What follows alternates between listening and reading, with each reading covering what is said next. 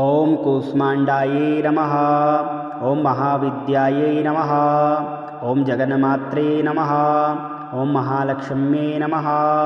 ॐ शिवप्रियायै नमः। ॐ विष्णुमायायै नमः। ॐ शुभायै नमः। ॐ शान्तायै नमः। ॐ सिद्धायै नमः। ॐ सिद्धसरस्वत्यै नमः। ॐ क्षमायै नमः। ॐ कान्त्यै नमः। ॐ प्रभायै नमः। ॐ ज्योत्स्नायै नमः। ॐ पार्वत्यै नमः। ॐ सर्वमङ्गलायै नमः।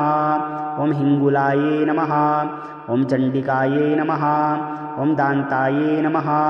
ॐ पद्मायै नमः। ॐ लक्ष्म्यै नमः। ॐ हरिप्रियायै नमः।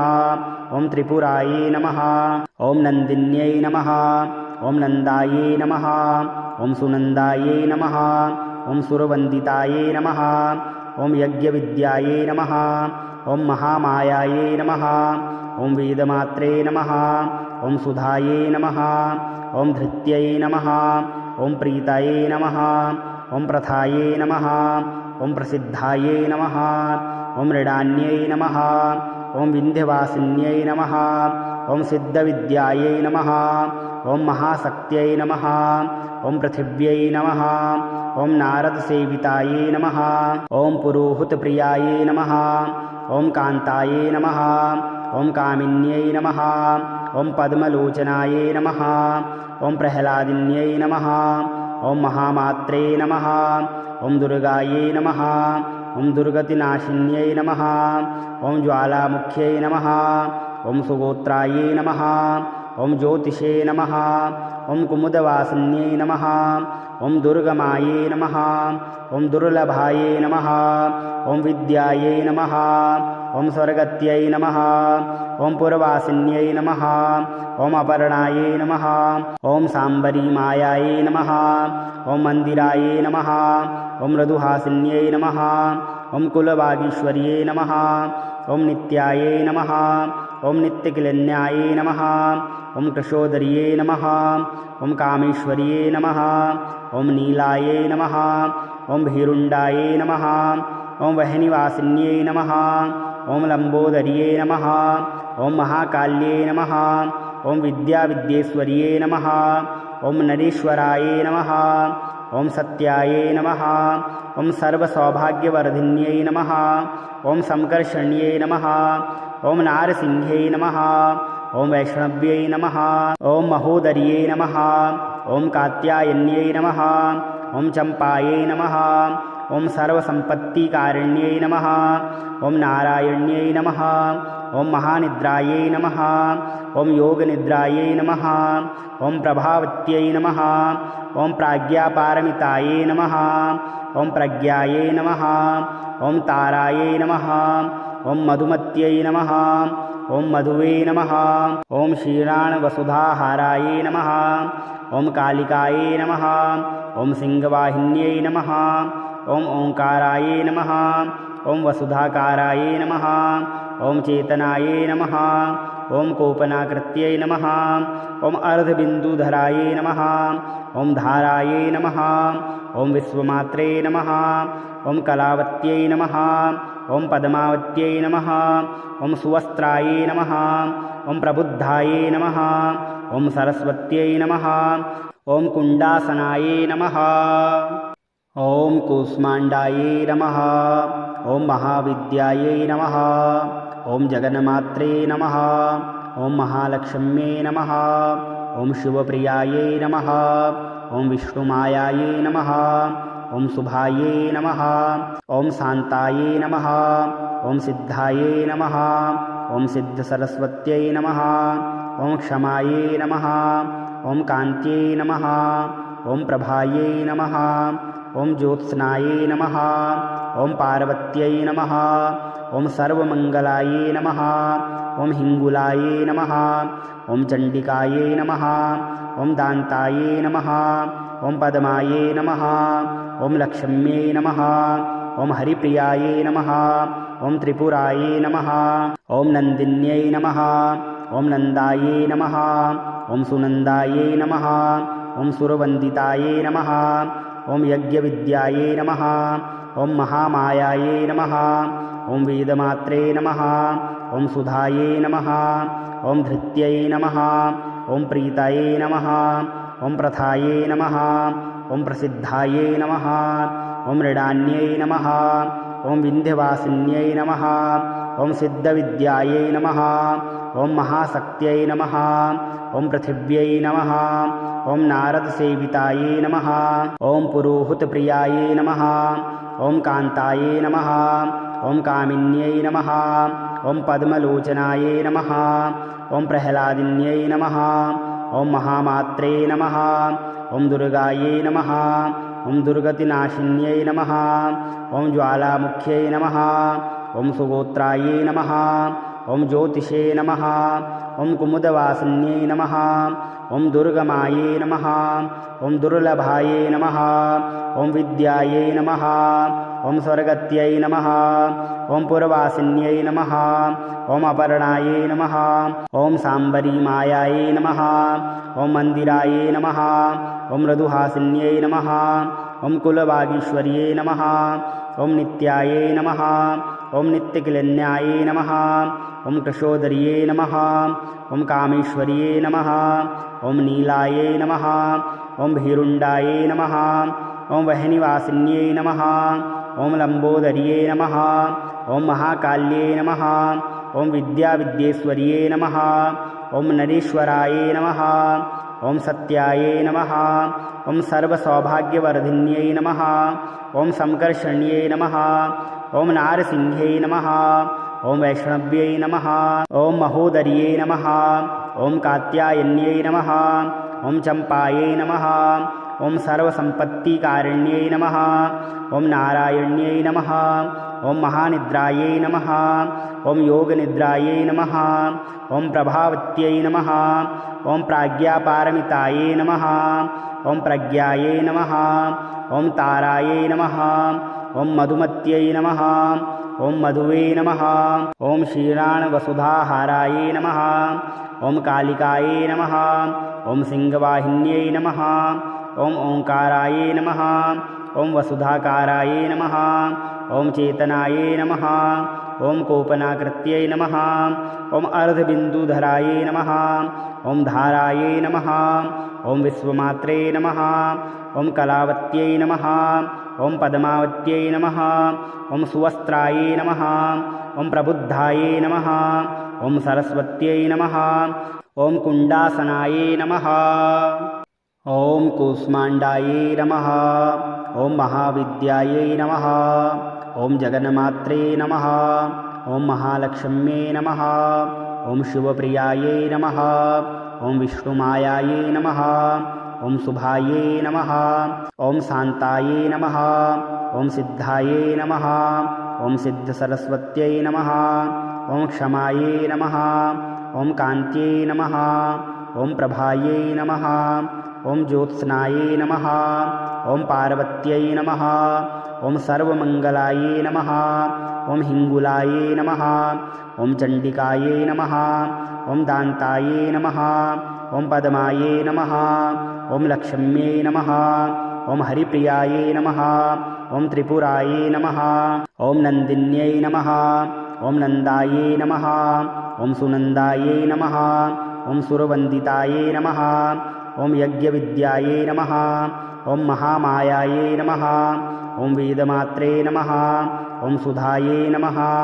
ॐ धृत्यै नमः ॐ प्रीतायै नमः ॐ प्रथायै नमः ॐ प्रसिद्धायै नमः ॐ मृडान्यै नमः ॐ विन्ध्यवासिन्यै नमः ॐ सिद्धविद्यायै नमः ॐ महाशक्त्यै नमः ॐ पृथिव्यै नमः ॐ नारदसेवितायै नमः ॐ पुरोहितप्रियायै नमः ॐ कान्तायै नमः ॐ कामिन्यै नमः ॐ पद्मलोचनायै नमः ॐ प्रह्लादिन्यै नमः ॐ महामात्रे नमः ॐ दुर्गायै नमः ॐ दुर्गतिनाशिन्यै नमः ॐ ज्वालामुख्यै नमः ॐ सुगोत्रायै नमः ॐ ज्योतिषे नमः ॐ कुमुदवासिन्यै नमः ॐ दुर्गमायै नमः ॐ दुर्लभायै नमः ॐ विद्यायै नमः ॐ स्वर्गत्यै नमः ॐ पुरवासिन्यै नमः ॐ अपर्णायै नमः ॐ साम्बरीमायायै नमः ॐ मन्दिरायै नमः ॐ मृदुहासिन्यै नमः ॐ कुलवागीश्वर्यै नमः ॐ नित्यायै नमः ॐ नित्यकिलन्यायै नमः ॐ कृशोदर्यै नमः ॐ कामेश्वर्यै नमः ॐ नीलायै नमः ॐ भीरुण्डायै नमः ॐ वह्निवासिन्यै नमः ॐ लम्बोदर्यै नमः ॐ महाकाल्यै नमः ॐ विद्याविद्येश्वर्यै नमः ॐ नरेश्वरायै नमः ॐ सत्यायै नमः ॐ सर्वसौभाग्यवर्धिन्यै नमः ॐ संकर्षण्यै नमः ॐ नारसिंह्यै नमः ॐ वैष्णव्यै नमः ॐ महोदर्यै नमः ॐ कात्यायन्यै नमः ॐ चम्पायै नमः ॐ सर्वसम्पत्तिकारिण्यै नमः ॐ नारायण्यै नमः ॐ महानिद्रायै नमः ॐ योगनिद्रायै नमः ॐ प्रभावत्यै नमः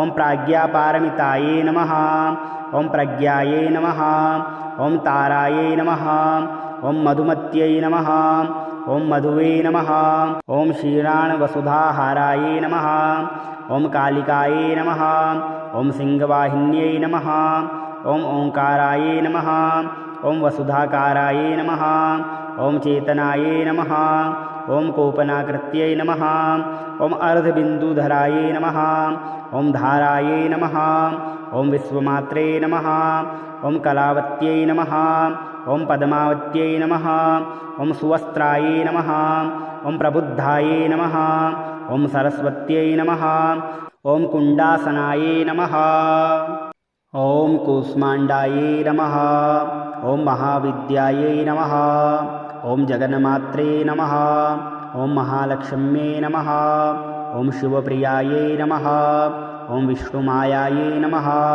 ॐ शुभायै नमः ॐ शान्तायै नमः ॐ सिद्धायै नमः ॐ सिद्धसरस्वत्यै नमः ॐ क्षमायै नमः ॐ कान्त्यै नमः ॐ प्रभायै नमः ॐ ज्योत्स्नायै नमः ॐ पार्वत्यै नमः ॐ सर्वमङ्गलायै नमः ॐ हिङ्गुलायै नमः ॐ चण्डिकायै नमः ॐ दान्तायै नमः ॐ पद्मायै नमः ॐ लक्ष्म्यै नमः ॐ हरिप्रियायै नमः ॐ त्रिपुरायै नमः ॐ नन्दिन्यै नमः ॐ नन्दायै नमः ॐ सुनन्दायै नमः ॐ सुरवन्दितायै नमः ॐ यज्ञविद्यायै नमः ॐ महामायायै नमः ॐ वेदमात्रे नमः ॐ सुधायै नमः ॐ धृत्यै नमः ॐ प्रीतायै नमः ॐ प्रथायै नमः ॐ प्रसिद्धायै नमः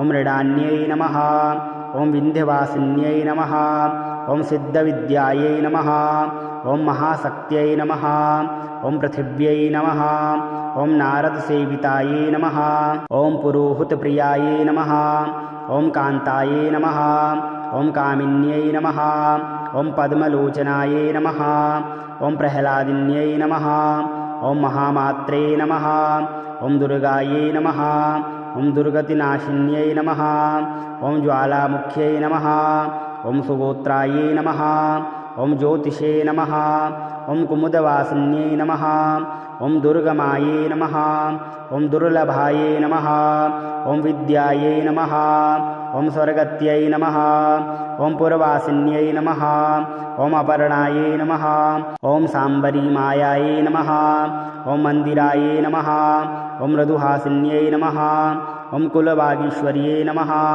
ॐ नित्यायै नमः ॐ नित्यकिलन्यायै नमः ॐ कृशोदर्यै नमः ॐ कामेश्वर्यै नमः ॐ नीलायै नमः ॐ भीरुण्डायै नमः ॐ वह्निवासिन्यै नमः ॐ लम्बोदर्यै नमः ॐ महाकाल्यै नमः ॐ विद्याविद्येश्वर्यै नमः ॐ नरेश्वरायै नमः ॐ सत्यायै नमः ॐ सर्वसौभाग्यवर्धिन्यै नमः ॐ संकर्षण्यै नमः ॐ नारसिंह्यै नमः ॐ वैष्णव्यै नमः ॐ महोदर्यै नमः ॐ कात्यायन्यै नमः ॐ चम्पायै नमः ॐ सर्वसम्पत्तिकारिण्यै नमः ॐ नारायण्यै नमः ॐ महानिद्रायै नमः ॐ योगनिद्रायै नमः ॐ प्रभावत्यै नमः ॐ प्राज्ञापारमितायै नमः ॐ प्रज्ञायै नमः ॐ तारायै नमः ॐ मधुमत्यै नमः ॐ मधुवे नमः ॐ क्षीराणवसुधाहारायै नमः ॐ कालिकायै नमः ॐ सिंहवाहिन्यै नमः ॐ ओंकारायै नमः ॐ वसुधाकारायै नमः ॐ चेतनायै नमः ॐ कोपनाकृत्यै नमः ॐ अर्धबिन्दुधरायै नमः ॐ धारायै नमः ॐ विश्वमात्रे नमः ॐ कलावत्यै नमः ॐ पद्मावत्यै नमः ॐ सुवस्त्रायै नमः ॐ प्रबुद्धायै नमः ॐ सरस्वत्यै नमः ॐ कुण्डासनायै नमः ॐ कूष्माण्डायै नमः ॐ महाविद्यायै नमः ॐ जगन्मात्रे नमः ॐ महालक्ष्म्यै नमः ॐ शिवप्रियायै नमः ॐ विष्णुमायायै नमः ॐ शुभायै नमः ॐ शान्तायै नमः ॐ सिद्धायै नमः ॐ सिद्धसरस्वत्यै नमः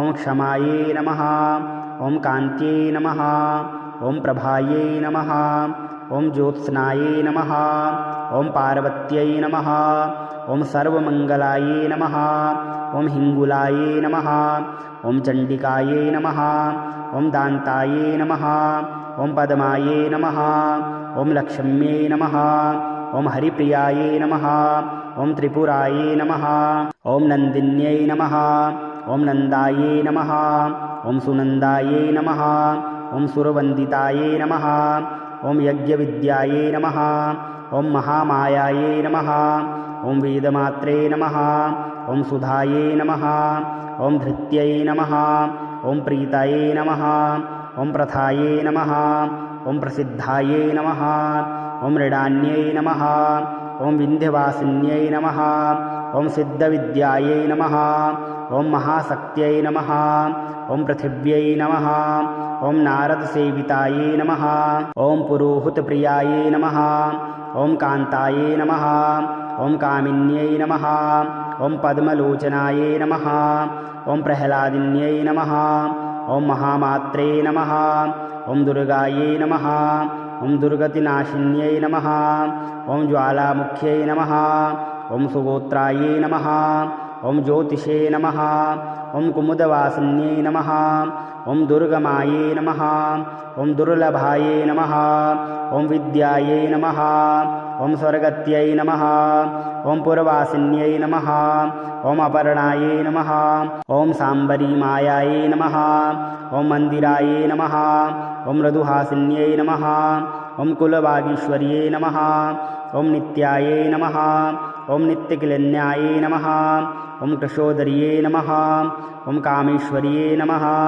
ॐ नीलायै नमः ॐ भीरुण्डायै नमः ॐ वह्निवासिन्यै नमः ॐ लम्बोदर्यै नमः ॐ महाकाल्यै नमः ॐ विद्याविद्येश्वर्यै नमः ॐ नरेश्वरायै नमः ॐ सत्यायै नमः ॐ सर्वसौभाग्यवर्धिन्यै नमः ॐ संकर्षण्यै नमः ॐ नारसिंह्यै नमः ॐ वैष्णव्यै नमः ॐ महोदर्यै नमः ॐ कात्यायन्यै नमः ॐ चम्पायै नमः ॐ सर्वसम्पत्तिकारिण्यै नमः ॐ नारायण्यै नमः ॐ महानिद्रायै नमः ॐ योगनिद्रायै नमः ॐ प्रभावत्यै नमः ॐ प्राज्ञापारमितायै नमः ॐ प्रज्ञायै नमः ॐ तारायै नमः ॐ मधुमत्यै नमः ॐ मधुवे नमः ॐ क्षीराणवसुधाहारायै नमः ॐ कालिकायै नमः ॐ सिंहवाहिन्यै नमः ॐ ओंकारायै नमः ॐ वसुधाकारायै नमः ॐ चेतनायै नमः ॐ कोपनाकृत्यै नमः ॐ अर्धबिन्दुधरायै नमः ॐ धारायै नमः ॐ विश्वमात्रे नमः ॐ कलावत्यै नमः ॐ पद्मावत्यै नमः ॐ सुवस्त्रायै नमः ॐ प्रबुद्धायै नमः ॐ सरस्वत्यै नमः ॐ कुण्डासनायै नमः।